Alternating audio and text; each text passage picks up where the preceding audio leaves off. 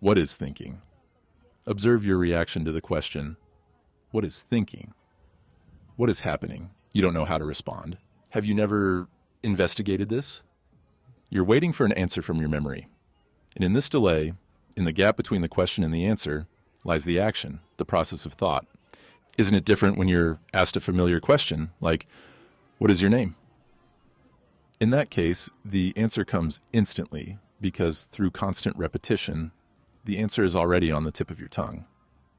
But if the question is a little more serious, there's a delay of a few seconds, right? During that delay, the intellect is set in motion to search for the answer in your memory. If I ask a more complex question, the delay is longer, but the process is the same: consulting the memory, searching for the right words, identifying them, and then answering. Let's take it slow because it's really quite fun and interesting to observe how this process works. All of this is part of self-knowledge, but if you ask me something I don't know, something nobody knows, something no book or philosopher has answered, then I can only say, I don't know. For example, does God exist or not? What happens? No answer can be found in memory, though you might like to believe, though you've been conditioned and taught to believe. You must set aside these ideas and investigate. Memory gives no result. Waiting for someone to give you the answer is pointless because no one can give it. The time interval serves no purpose. There is only one fact, active in the present, the absolute certainty that you don't know. I really don't know. Now, when I say, I don't know, I truly mean that I don't know. This means I'm not waiting for an answer or hoping for someone to respond or searching for an answer. It means my mind is completely alert, but I'm not looking because I don't know where to look or who to ask. This state of not knowing is complete attention, and any other form of knowing or not knowing comes from time and thought and is inattention. In this state, I begin to discover why this state is true freedom. A mind like this is a religious mind, no longer searching, no longer demanding experiences. And such a mind has a completely different activity, in a different dimension, which thought could possibly never reach. And only such a mind, a religious mind, can know something beyond all the imaginations and structures of man's hopes. Now, what happens when you're in the presence of a fact? Do you have opinions about the fact, or do you simply observe it? If you have opinions, judgments, or evaluations about the fact, then you are not seeing it, and you cannot see it, because psychological time comes into play. Your opinion is a product of time from yesterday, from your previous knowledge. To truly see is active in the present, and in that seeing, there is no fear. This is a real fact. The experience of a real fact is what frees you from fear. What is thinking? It is data, information in the form of memory. It is a response, a reaction from memory. If you didn't have memory, you wouldn't be able to think. Memory is stored in the brain as knowledge, the result of experience. This is how our brain processes information. First, experience. This experience, which may belong to the very beginning of humanity that we have inherited, results in knowledge, which is stored in the brain. That knowledge becomes memory, and from memory comes thought. With thought, you act, and with that action, you learn more, and thus the cycle repeats. Experience, knowledge, memory, thought, action. With this action, you learn more, and repeat. This is how we are programmed. We are always doing this. By remembering pain in the future, we avoid the pain that will cause suffering, and this becomes knowledge. And we repeat this.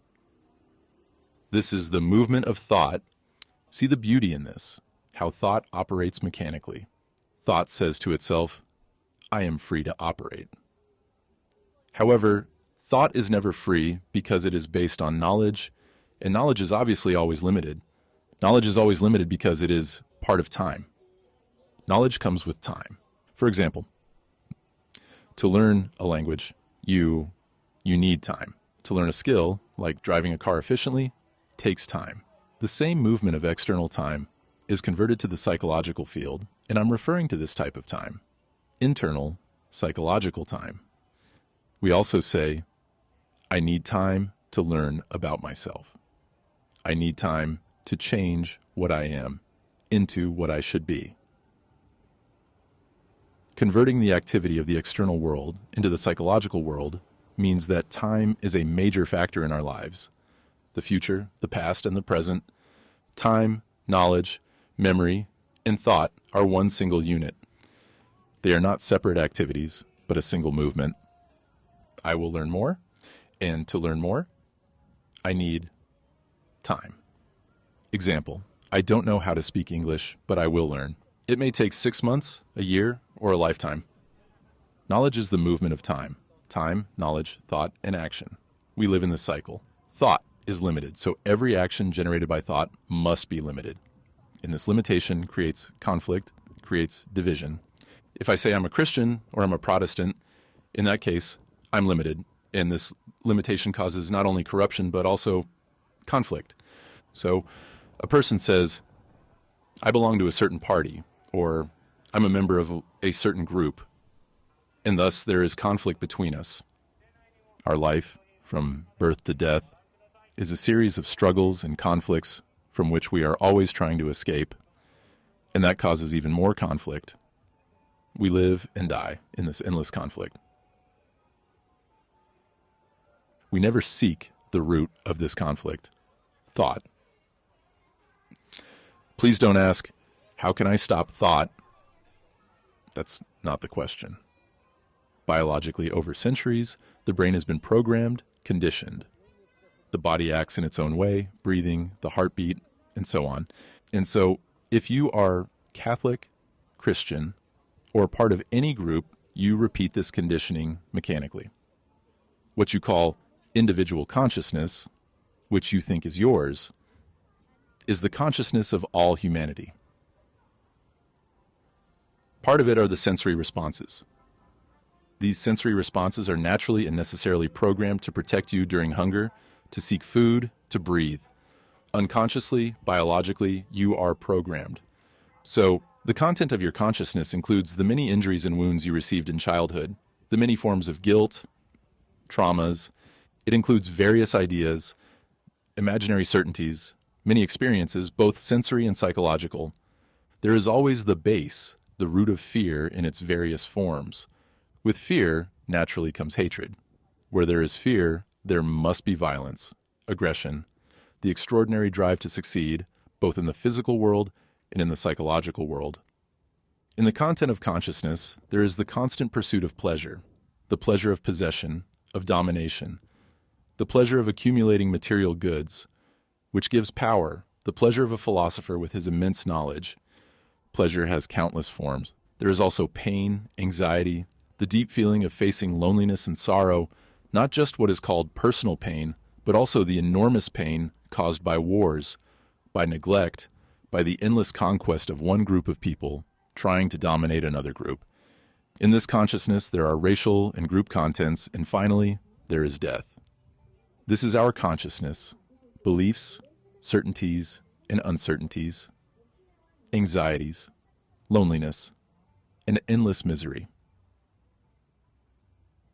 Wherever human beings are, they suffer from exactly the same things. They are anxious, lonely, depressed, melancholic, in conflict. They are just like you. So, is what you call your consciousness really yours? I know it's very difficult for people to accept this. You may accept it logically, intellectually. You may say, yes, perhaps that's the case. But to have this total human feeling that you are the rest of humanity requires a great deal of sensitivity. It's not that you should accept that you are not individuals, but you should strive to feel this global human entity. If you truly look with your mind, with your heart, with your entire being, fully conscious of this fact, then you will have erased the program. It will naturally, totally be erased. But if you say, I will erase it, then you are back to the same pattern. For the speaker, this is the whole reality, not something verbally accepted because it is pleasant. It is a real thing. Jiddu Krishnamurti, The Network of Thought, 1981.